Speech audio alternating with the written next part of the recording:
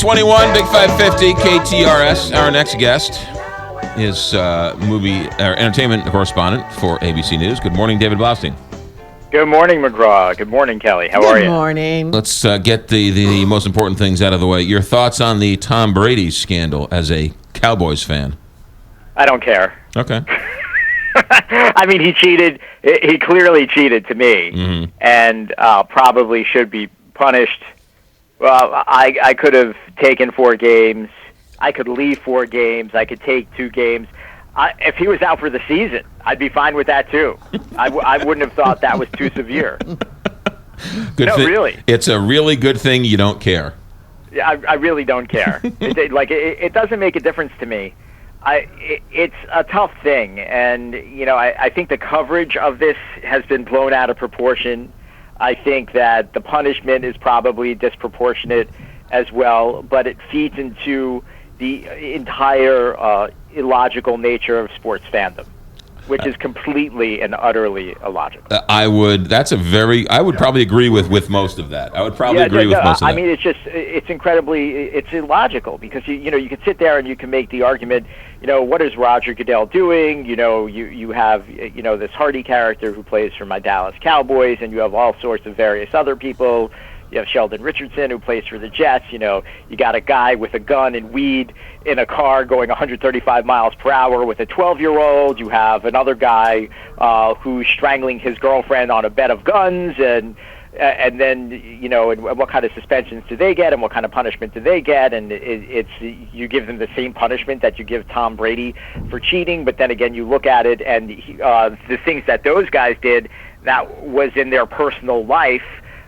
This was the integrity of the game, but where exactly is the moral equivalency? Then it goes back to the whole Jerry Seinfeld thing. Well, we're all rooting for laundry. We're all rooting for colors. That's exactly right. Can I tell you something that this has nothing to do with the reason why I'm here today? But yes. Last night I was driving home, and when you drive, you want to make hands-free phone calls, so I hit the hands-free button on my steering wheel, and I want to check up on my mom. I want to see how she's doing. So I say, call Mom.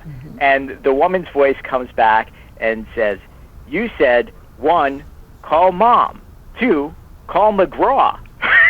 And I thought to myself, really, what's the difference?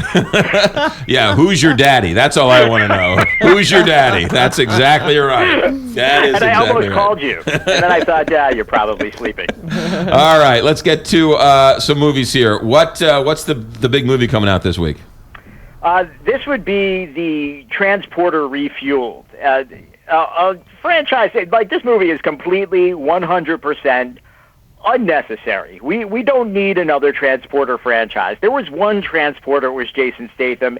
It's like trying to recast Indiana Jones or Han Solo. It's the character that has more or less defined Jason Statham's career, although he's gone on to do a lot of things. Maybe I think there are people who love Jason Statham who are a little disappointed that he's not a bigger action star, but Jason Statham is fine. He just had a terrific scene-stealing turn in Spy. He's really good now in the Fast and Furious movies, and makes a great bad guy for them. So Statham's fine. So what do they do to replace Jason Statham? They get a guy named Ed Skrein. Who's Ed Skrein? Well, I don't mean to insult him because he's definitely a decent actor, but he's also a guy who is on Game of Thrones. Who is he on Game of Thrones? He's nobody because he was hired to play a character, played him for a couple of episodes. They got rid of him and replaced him with another actor. So that's the guy who's supposed to be leading this franchise. The story is it's stupid, but you know what? There are people who are going to see this because of the Transporter brand. So there are expectations, and those expectations are they're going to get a guy who could beat people up, and they're also going to get some creative action sequences. And this is a big deal for me to say because I find a lot of these action sequences like White Noise, they're boring because they're all the same. Right.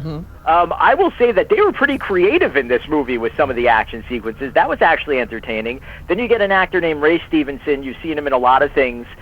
He plays Frank Sr. Frank is the Transporter, his dad, and he's like a Roger Moore-esque former spy, and he's actually very funny. So it does have entertainment value. It's not terrible. I still think it's unnecessary, but I'm going to give it 2.5 out of 5 stars. All right, good. Now, while we still have you, quickly, David Blaustein of ABC News, are Ben Affleck and Jennifer Garner in marriage counseling? That's the way. That's what the Daily Mail is saying, that they were seen going into a marriage counseling center, which seems utterly ridiculous. It's like walking into a shopping center and they have a storefront marriage counselor. I don't even know what that is. Like, you would think if they were going to marriage counseling, they would be seeing a therapist, and it would be a little more hush hush, and right. They'd be doing it out of the view of the paparazzi because it's a very personal thing.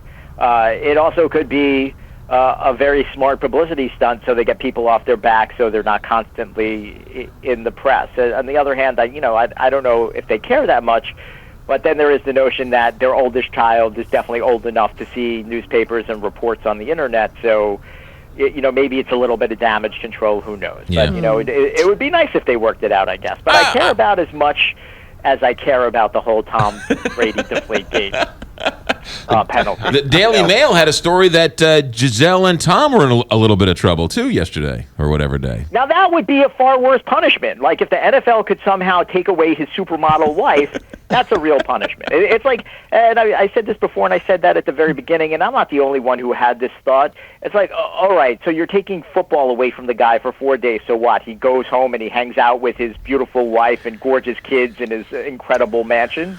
Tough punishment. Ladies and gentlemen, that is the inner workings of David Blaustein's mind, ABC News entertainment correspondent. Have a good week, David. Take care, Mom.